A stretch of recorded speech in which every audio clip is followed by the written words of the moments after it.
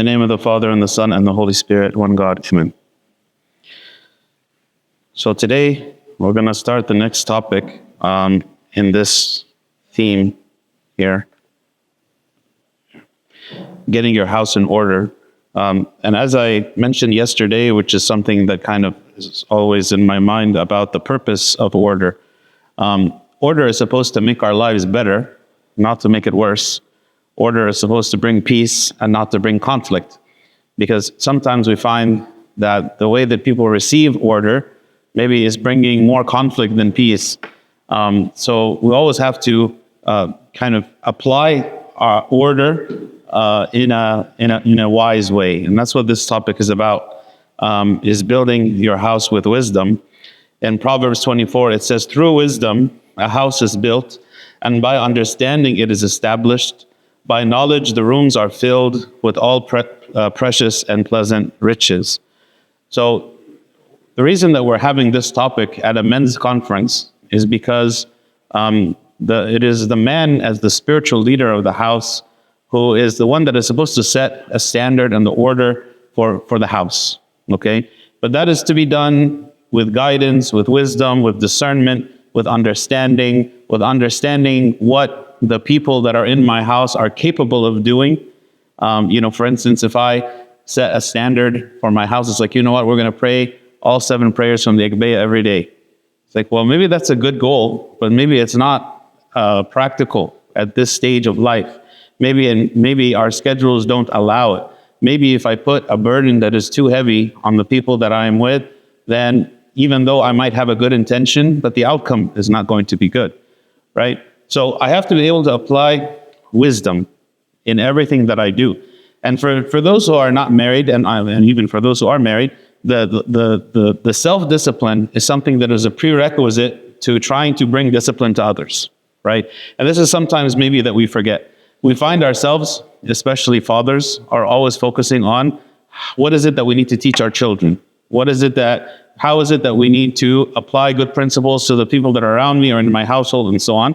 And maybe sometimes we forget ourselves, or we find ourselves applying a different set of rules and standards to the people who are around us compared to what we apply for ourselves. And so really, this idea of living an ordered life, living a self-disciplined life, using my time in a wise way is something that starts, in our youth, but we grow and we build on it as we get more responsibilities, and the responsibility then is for our family.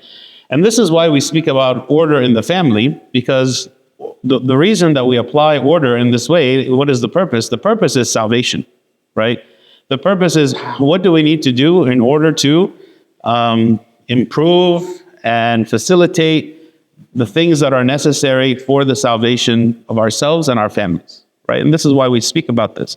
Heaven is ordered, right? There's different ranks of the angels. Everyone knows what they should be doing. In the church, things are ordered, right? And the reason things are ordered in this way is for our salvation, right? So that we are worshiping God in a way that facilitates our peace, our relationship, our connection to Him. So there's a few points that I want to mention related to wisdom and how we get our house in order. The first is the difference between the godly wisdom and the worldly wisdom.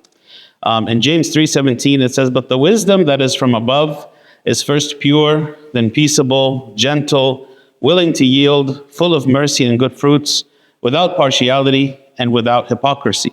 So, for instance, how is it that we could try to apply order, but not in a godly way? We try to apply it in a worldly way. What do you think? Like, what is a way that you could try to apply something that maybe is good, but apply it in a worldly way versus a godly way?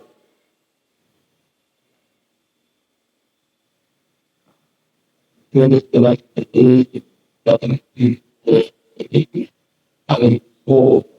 get on microphone?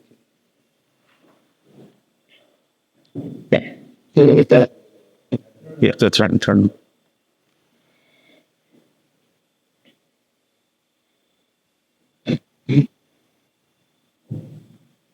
Saying you have to take some lines of going to you can put those things happen when it's more.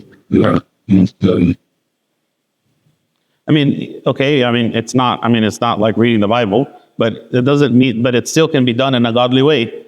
Like, what would be an example of doing something in a worldly way versus a godly way? Like, how would you tell your kids that they have to clean up their room in a worldly way versus a godly way? Yeah. Okay, so one way is you use aggression, right? Aggression, maybe that is a way that some people try to maintain order through aggression, right? That's not a godly way. That's not a way that we're going to teach our kids like good principles, for instance. Okay, what else? What? Temptation.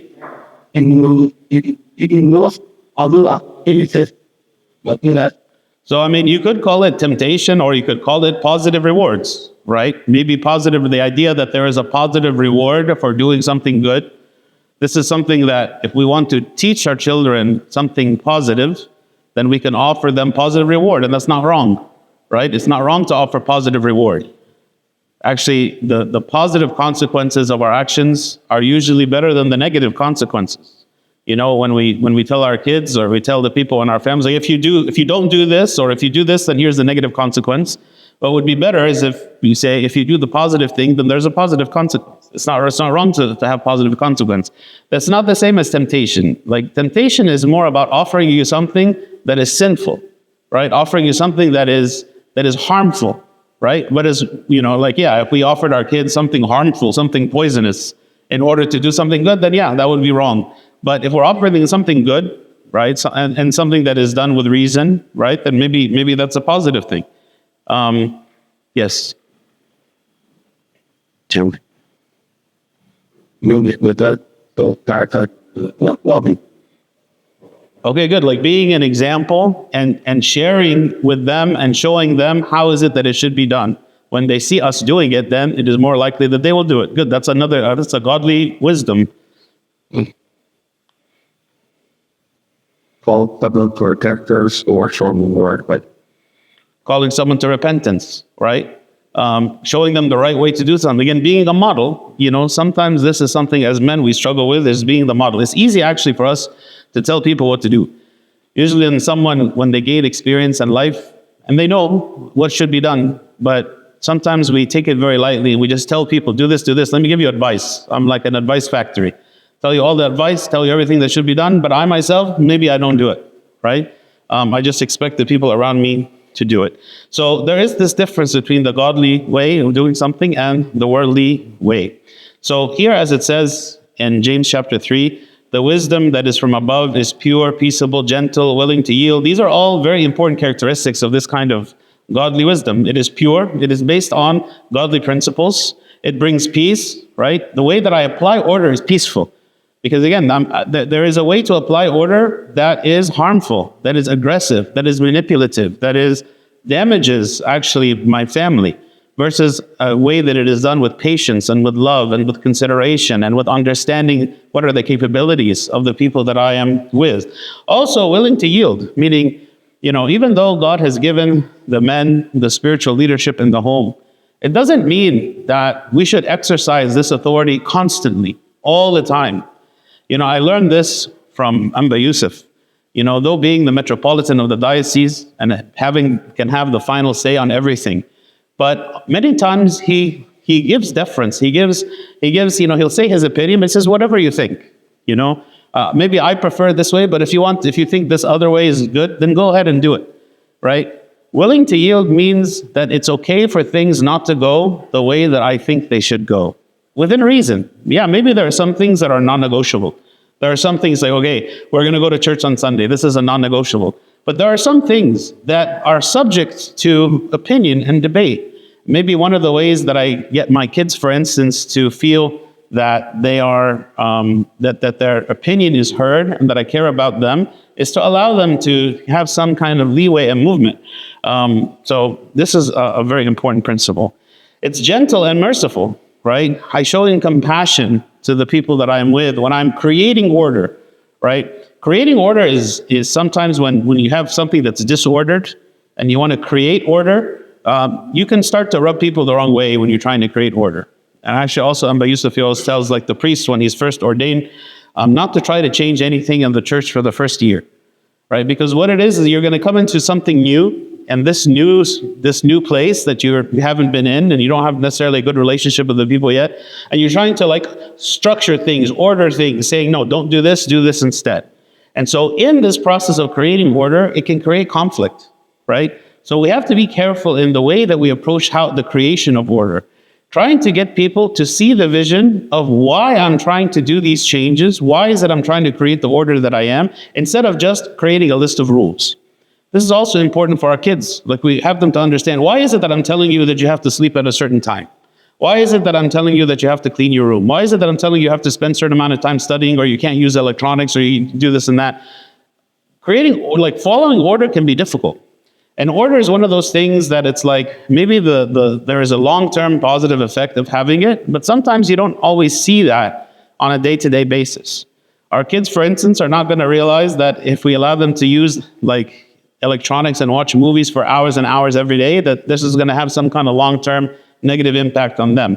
They don't see that. Maybe as the leaders, right, of the house, we see that, we identify that, and we have to find a way to implement that to keep them from going down that path. But they don't understand, right? They don't understand. So the question is, how do I, with gentleness, with mercy, with love and compassion and patience, start to communicate these things to the people that are around me to create order in wherever I am? I have to discern between what are the kind of sources of wisdom that I get. Again, going back to this idea of godly wisdom versus worldly wisdom. When you go online, you're going to find millions of opinions, right, about different things. And everyone is portraying themselves as having the solution to the problems that we have, right? What are the sources of these solutions that I'm finding? Are they based in godly principles, or are they based in worldly principles, right? What books am I reading? What opinions am I getting, right?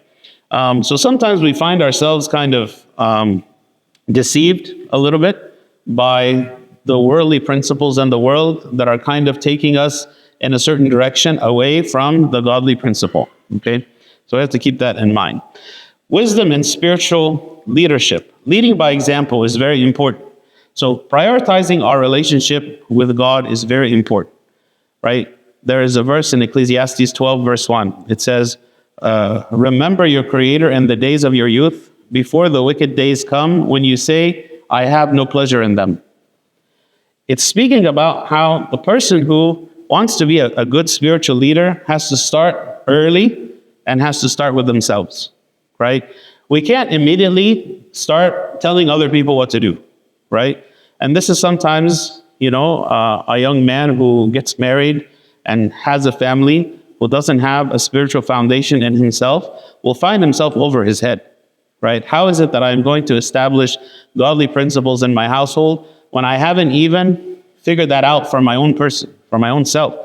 We have to prioritize our relationship with God, our relationship with the church, reading the Bible, our prayer life, practicing the virtues, our confession, all the sacraments, all these things that we talk about.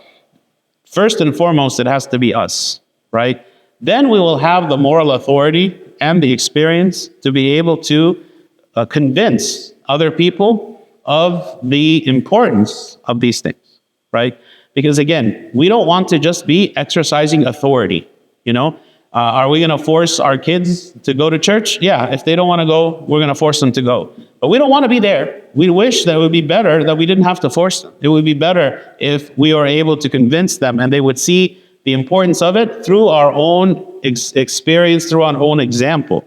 When they see us living in a godly way, when they see us being able to forgive, when they see us apologizing, when we make a mistake. These are all examples of godly leadership that then is going to have an impact on our ability to lead the people in our household.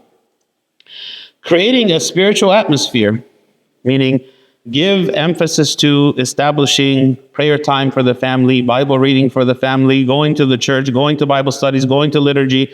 Make sure that your kids are confessing, for instance. I know I'm spending a lot of time speaking about families, right? And I know not everyone here is necessarily married or has kids, but I want this to be kind of something that is in your mind, because again, we think what is order? Sometimes it has, the profit that we get from it is something that is in the future, maybe more than we realize. Again, yesterday, someone was talking about like high school kids and trying to get high school kids to live an ordered life. When a person is young, they don't realize the importance of these things until later on. For instance, we know many kids, for instance, that don't care about their grades, right? They don't care about their grades. All they care about is having fun and seeing their friends and playing video games and, being on social media and all this. And this is their life. This is what they want. Because they don't understand that the time that they invest at that age in their studies is going to literally affect the rest of their life. Right? So because they don't have that understanding, they're rejecting any kind of order. Like when you say, you need to spend X amount of time studying, right? They reject it because they don't realize that the benefit of this isn't just in the moment, but it is in the future. So when we are creating a system, whether it be for ourselves or for the people who are around us, we have to like think of the end, think of what is coming. What are we preparing for? I love the example of Noah's Ark because Noah spent so many years just preparing the ark, right? There was no rain. There was no immediate threat.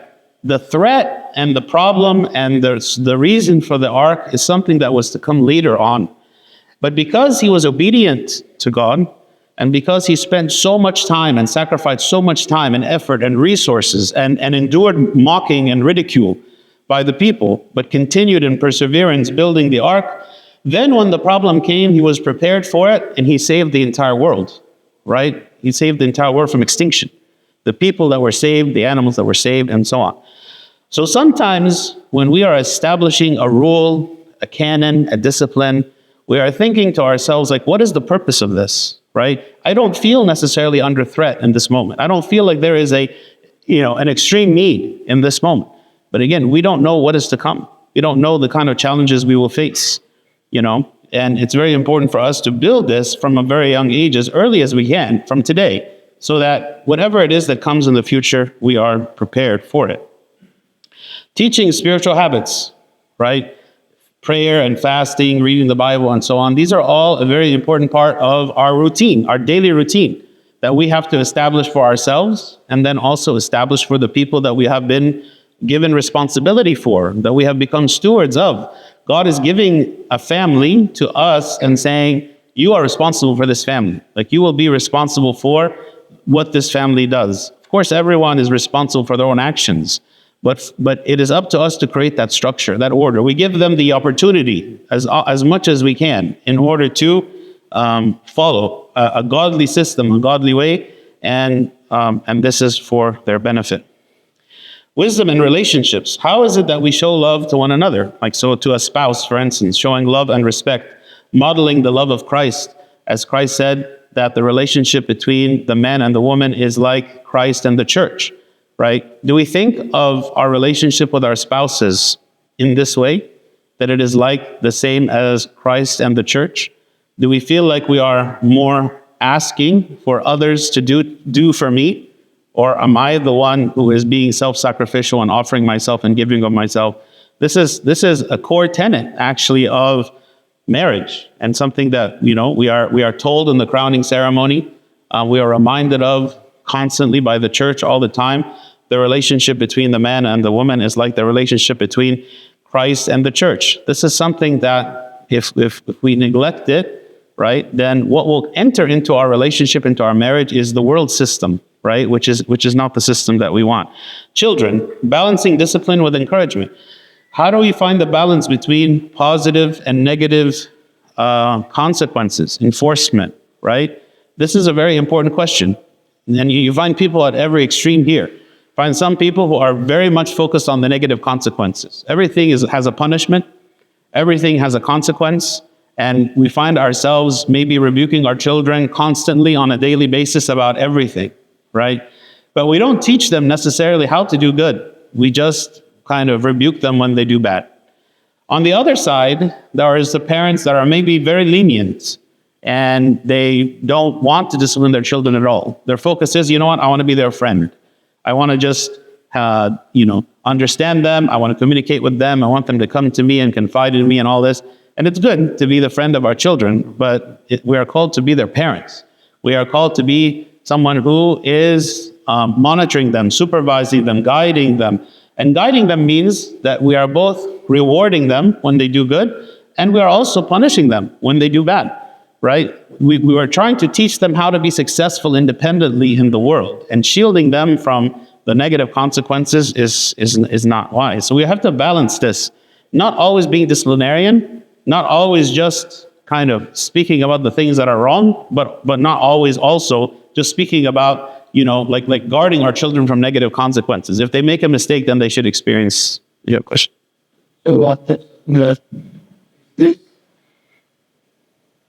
So,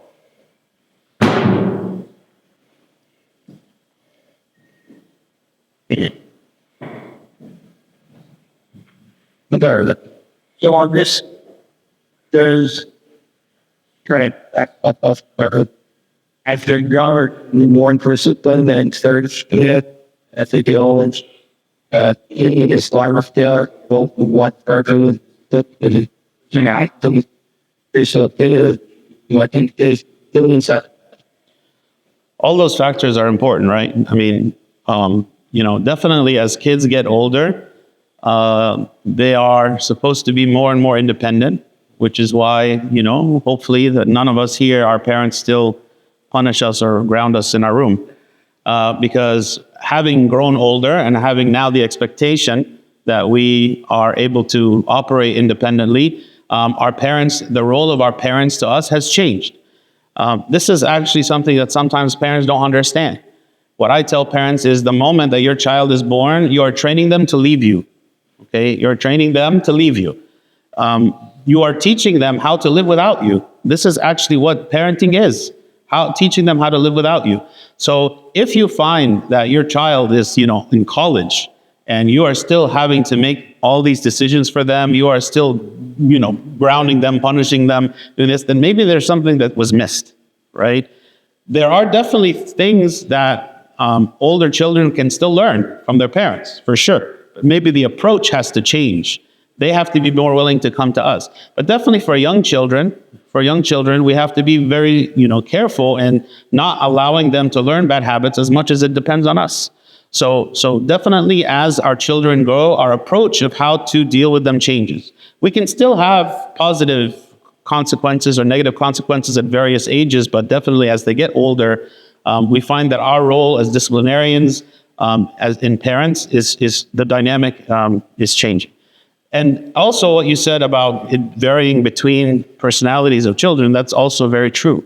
The type of consequence that might work for one child and is effective is not going to be the same as for another child. And so, again, the purpose of order is there is a purpose.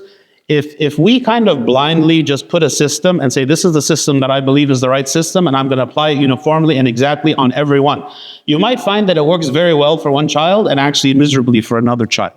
So you have to be flexible and adaptable, right, to understand what is going to benefit this child versus this other child.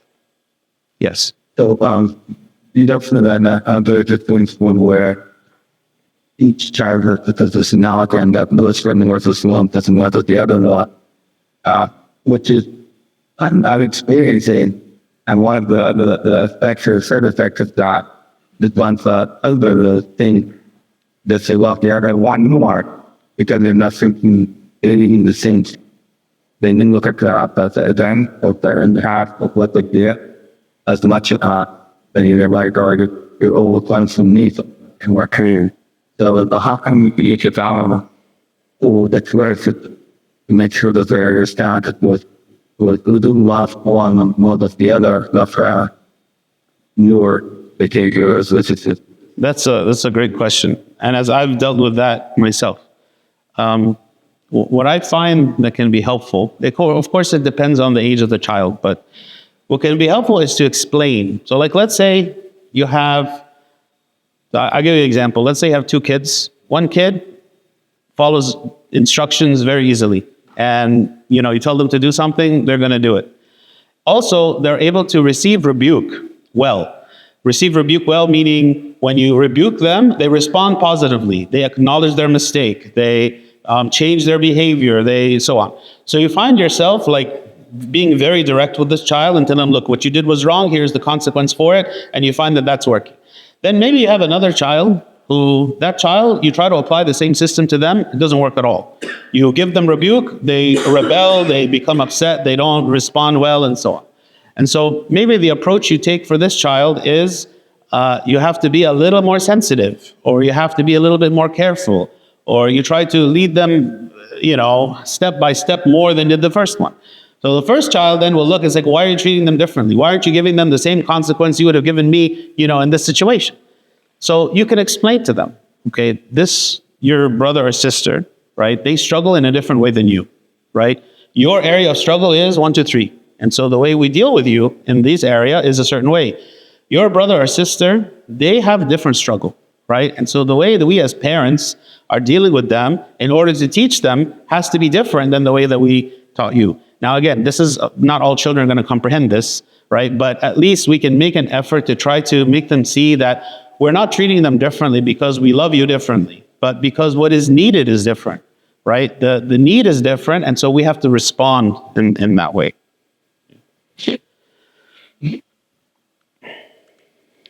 Also, having wisdom with our extended family, which can require a lot of wisdom. How do you deal with in-laws and parents after marriage, right? Parents have a certain understanding of, their relationship with you, which of course changes dramatically after marriage. How do we, set good boundaries, but at the same time show love and respect? And the same thing with in-laws of how do I manage now a second set of parents and the peace of the whole family together. So, of course, there's a lot of dynamics in this. I'm not going to talk about it in a lot of detail, but this is definitely something that we have to be proactive in understanding how we're going to do it. One thing I want to mention here is the people who think that life is just going to naturally go well in a good direction without any kind of planning or structure or thinking about these things, you're going to fall into a pit. Okay? You're in a naive way of approaching family and relationships in general is I'm just going to kind of naively walk and do what I think is right. And without really being aware of these possible conflicts or pitfalls, you're going to find yourself in some kind of trouble. The wise person is the one who realizes that this path is fraught with dangers, fraught with obstacles. There's all kinds of potential problems that can happen. How can I stop them before they happen? Right? Identifying possible ways that there could be problems, whether it be with myself. So for instance, I know myself.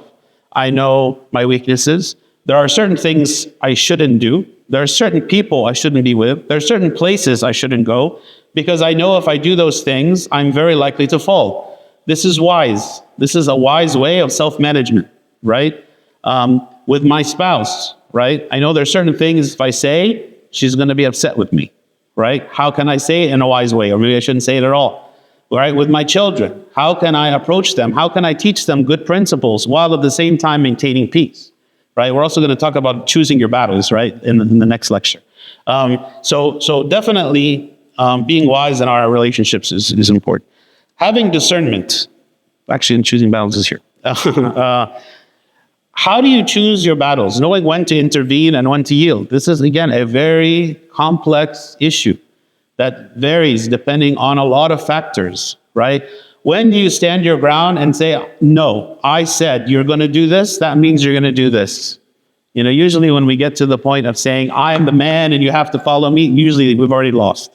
At that point, we've probably already lost, and if we find ourselves saying that, then there's something else we probably should have done earlier on.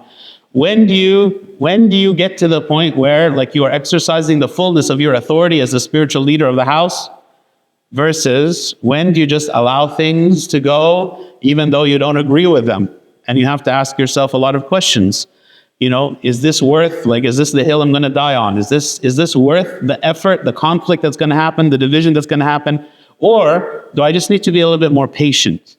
If we look at the way that Christ deals with us, how God deals with us, he doesn't come to us in one day and he says, let me tell you all of your problems and your mistakes, 1, 2, 3, 4, 5. You must correct all these things immediately.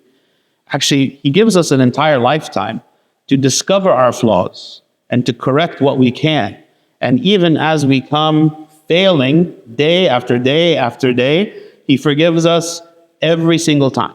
right? Even when the apostles were asking Christ, how many times should we forgive our brother? Up to 7 times a day? He said, no, 70 times 7, like unlimited times, right?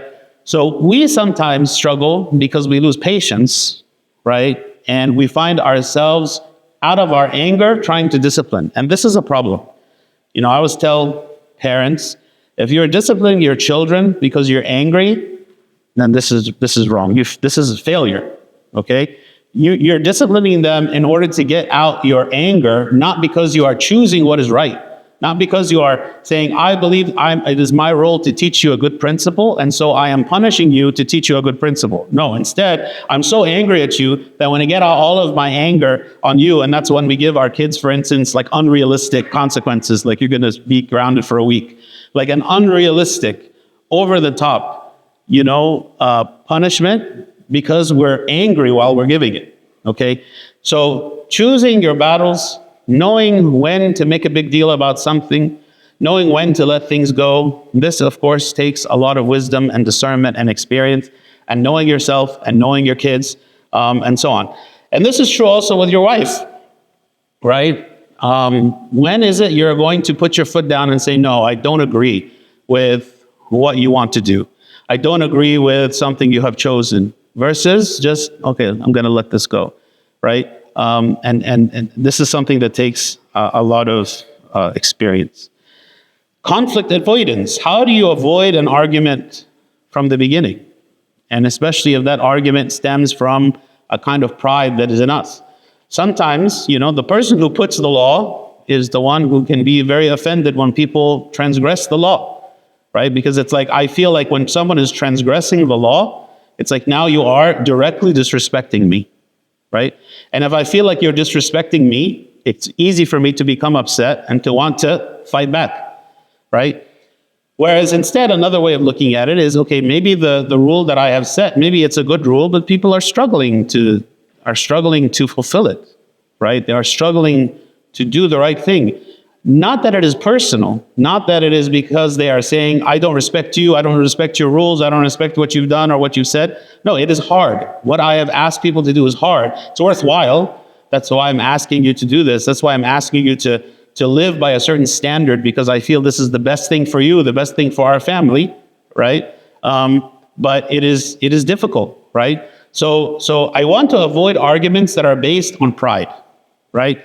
If I have an argument, it should be on the merits of the thing we are arguing.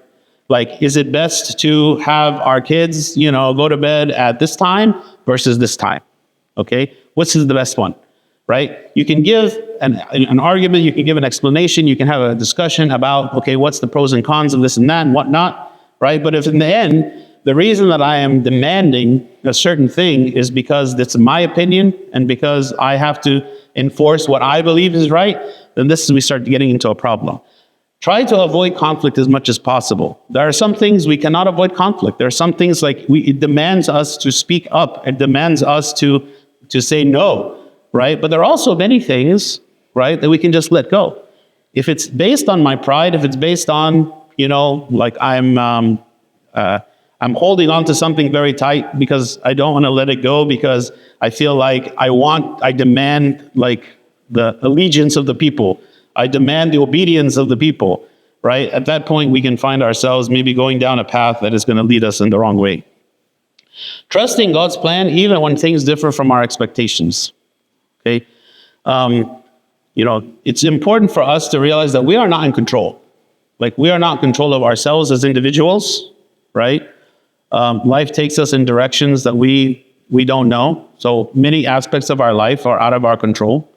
Also, when you start involving other people outside of myself, a spouse, children, in-laws, like other people, then I find that everyone has an opinion, everyone has a way of doing things. How do I manage all of these things? And again, a big part of it is just learn to let go. Choose what is the most important things, but also be flexible, be willing to yield, like when there is a hurricane and the wind is very strong, the trees that are rigid, the ones that don't bend, they're the ones that break, right? They fall over completely. The palm trees that they're very long, the trunks are very long, but they're also very flexible. They will yield, like they will bend very far in the wind, but they will not break because they're able to like yield to the wind.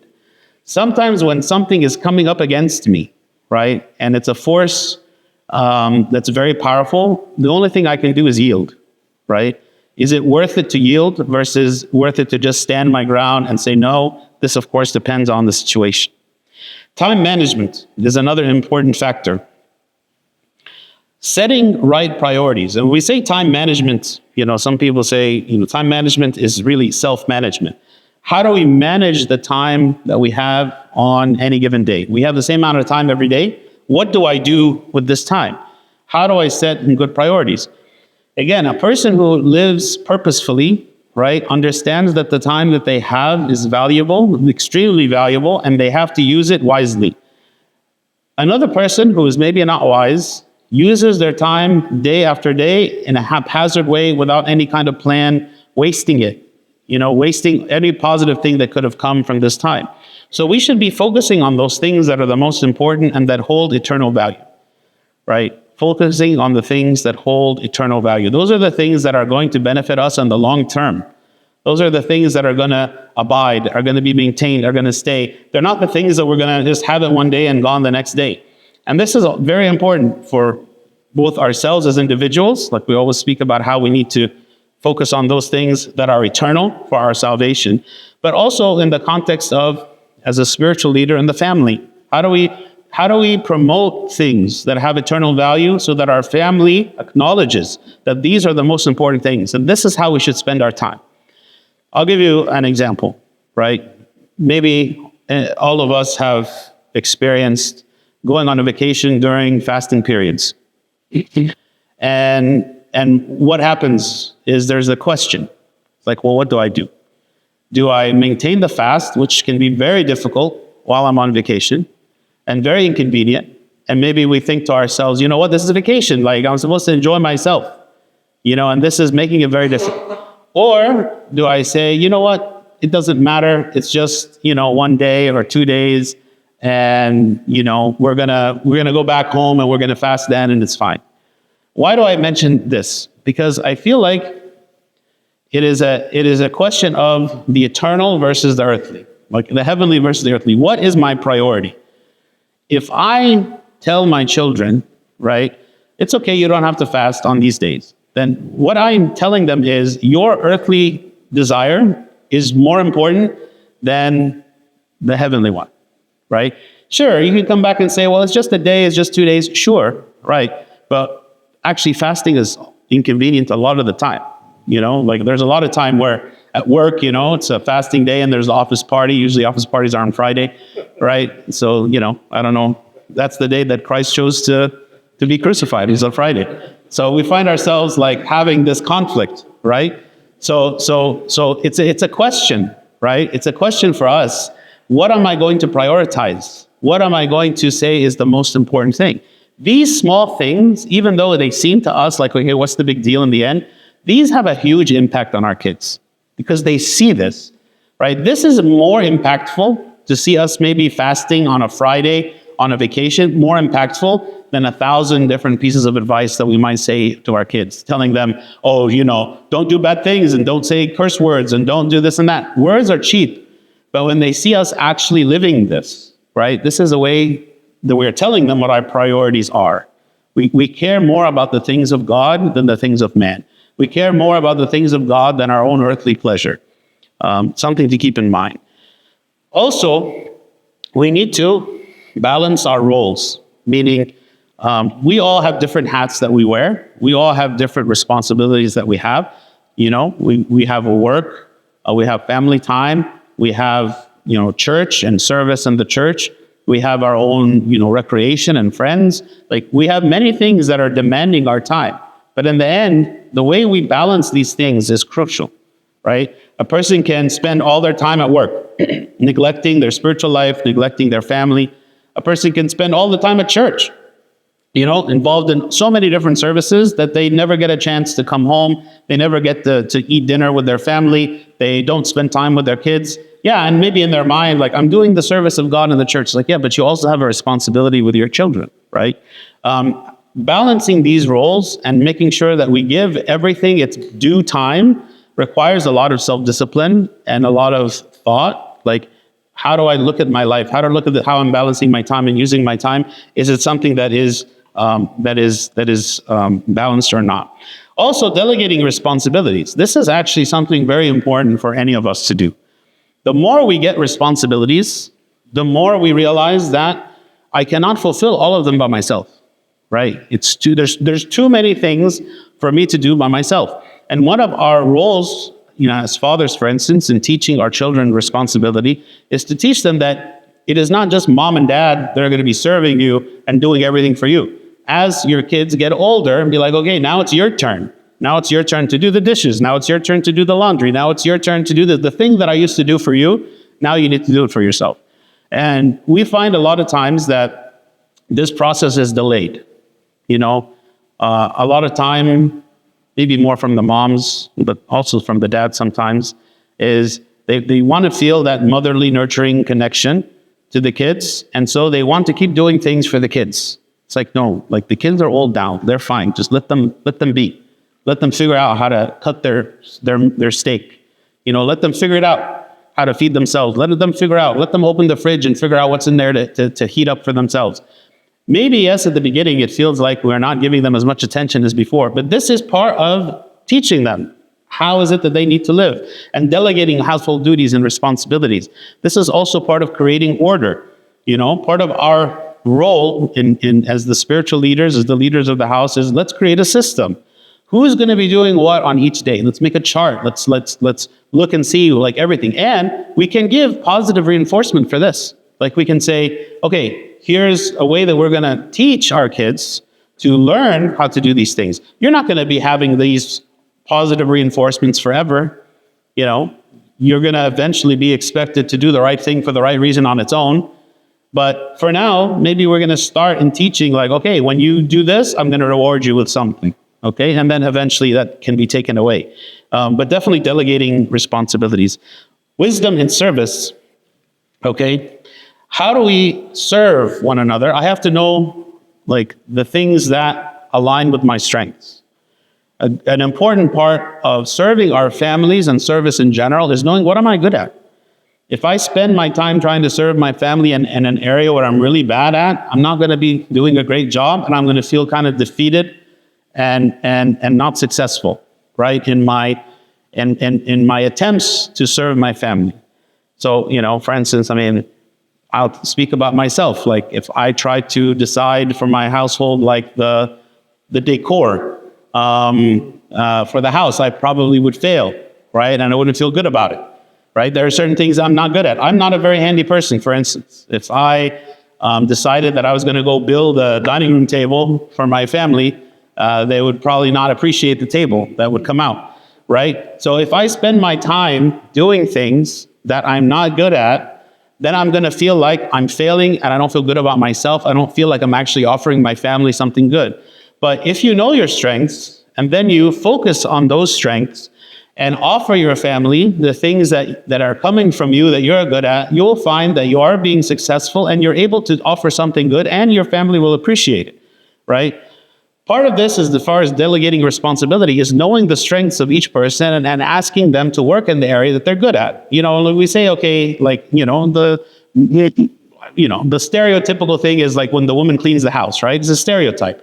But part of the reason this is a stereotype is because women tend to like cleaning more than men. And that's just a fact. It's not to say that we're relegating the woman to a lower position. It's not about that. What is it that you naturally enjoy doing? What is it that you're naturally good at doing? Right? That's not always the case. You have some cases where it's flipped. You have some cases where the man prefers the cook and not the woman, and that's fine. But the idea is, what are you good at? What are your strengths? Focus on those things that are your strengths. Having the spirit of service is very important, right? And encouraging, part of what we teach our children is how to serve other people, and that our focus is not only on ourselves to be self-centered. How is it that I teach my children to serve? And it starts in the home. Like before the church, it starts in the home. How can I teach my children to identify the needs of the people around me and without being asked to initiate something, to serve, to help, do something? This is also a very important part of what we are called to do. Yeah. Let's go. This? So what about the just something like things where some of the old maybe either the landlord is want to like it too much work. It's not something that I think there's also like it benefit to walk of order doing something like they don't want to video. That's not what your talent, what you're good at. Yeah, definitely. I mean, there are some things, of course, you can't get away from, whether you like it or not. So either you get a robot to do it, or you do it yourself, even though you don't enjoy it. But definitely, yes. I think if you're able to cover all of the needs of the household, from the people in the household, and everyone's doing something that they enjoy, at least relatively, and they're good at, that's the most ideal. But you're right, there's definitely going to be things that we can't. Like, I'll give you an example. Like, for instance, I hate like mowing the lawn, right? And my wife is not going to mow the lawn. So we hire someone to mow the lawn, right? One of the ways to solve a problem like that is if you're not good at something or you really don't want to do something and you have the means to do it, that's why you pay someone to do it. If, we buy a dining table instead of rebuilding one. Like there's always going to be things that are options, right? Is it worth the time? Is it worth the money? No, maybe sometimes the money, I'm not going to hire a butler, for instance. It's going to cost me too much money, right? But yes, definitely there's going to be things that we are sacrificing, doing things we don't enjoy for the sake of the family. Yeah. I think we covered that. Cultivating a learning spirit. And this is very important. If you read in like leadership books, like, if you're familiar with John Maxwell, right? He writes a lot of leadership books. One of the big emphasis on leadership, and especially the people who reach like very, very high levels of success, is not that they are somehow born differently or that they have all kinds of knowledge that normal people don't have. It's because they acknowledge that they are always needing to learn, right? They are always focusing on their continual growth. They don't have the mindset of, well, because I'm already successful, then that means that everything I say is correct. I already know everything that I need to know, and they stop learning. Actually, it's the opposite. They feel like they are needing to learn more than anyone. I remember when I was in the seminary as a layman. So we were taking this one class. And so in the seminary, there's 3 classes per weekend. And one of the classes was taught by a priest. It was a history class. His name was Abu Narwais. He taught the class. He taught the whole history class, and he's like has amazing depth of knowledge about like the church history and all of that. Then in the other class, usually what happens is the priest who comes and teaches a class, they just come, they teach their one class, and they fly out, right? They fly in from wherever they live. They go to Florida where the seminary is. They teach the class and leave. He did not do this. He sat in the other 2 classes, which each one is 9 hours. So it's a total of 18 hours that he sat, and he took notes in the classes for the other priests were teaching, right? To the point where one of the priests made a comment at the end of the class mentioning how this priest sat there as a student learning and taking notes in the class of there. And I'm sure that most of the stuff that was being taught he already knew, okay? The person who is successful is the one person who acknowledges that they have a lot to learn. Not the person who wants to believe that they already have everything. The one who's able to receive criticism is the person who is able to adapt and change and be flexible. So seeking mentorship, having a father of confession, a spiritual guide, studying the scripture, reading books, and so on. This is a way for me to continue to grow and learn about the areas that I'm lacking, right? Again, like when a person gets married, they don't know anything about being married, right? Like you need to grow in knowledge and understanding and get guidance and bring up different problem situations. Be willing to accept that you aren't right, that your first impulse of how to respond in a certain situation wasn't the right one, and that you need to correct it, and that you need to maybe think first before you act, or get guidance first before you take action, right? This continual growth process is what is going to make a person very successful in their relationship, successful as a spiritual leader, successful about themselves. Like even for someone, just a single person who's focusing on their own salvation, right? You know, being able to follow the guidance of my spiritual father who is giving me a spiritual canon. When he says, okay, you need to pray this and this, you need to read these books, you need to stop doing this certain activity or change the group of people you're spending time with. A person who is humble and willing to accept guidance is a person who can really be successful spiritually and in business and in every way. But the person who is very focused on, no, I already know. You know, I already know what I should be doing. I reject kind of the guidance of others is someone who is going to struggle. Learning from mistakes. Turning mistakes into teachable moments. This is true for us, and it's also true for like when we have children, right? Of course, it's true for us that whenever we experience any kind of failure, that we have to learn from it. I think we can understand that. But also take the opportunity whenever our children fail to turn it into a teachable moment.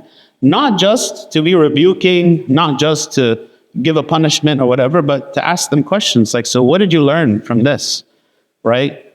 And walk them through the process to understand. It's like, see the action you took, how it had a bad consequence, and teach them. Again, our role as parents is to teach our children to live without us. If by the time, you know, our children are in college, they can't operate on their own, they have to ask us about every little thing, then this isn't good parenting, right? Learning from mistakes. Seeking guidance, right? As I said. So consulting the scripture, father confession, all those things. So in conclusion, these are the 7 points that we mentioned. The first was the godly wisdom versus the worldly wisdom, right? What is the source of wisdom that we are getting? Are we following the world's idea of what is, a successful person? What is a successful leader? What is a godly parent? What's a godly person? Or are we following, the God's example? Wisdom in spiritual leadership, right? How do we apply the spiritual leadership that God has given us as men in a wise way? Having wisdom in our relationships with our spouse, with our children, with our in-laws, with our parents. Being discerning in how to apply godly principles in a way that can be accepted by others. To teach them step by step, instead of just imposing a system and saying this is a system. How do we help people to grow into the system? Having good time management. How do I use my time successfully, right? How do I use it in the best possible way? Wisdom in community engagement or wisdom in service, right? How do I serve people? And then cultivating a learning spirit. How do I always be continually growing and investing time and growth in my life in order to be a good leader and in my own personal spiritual life?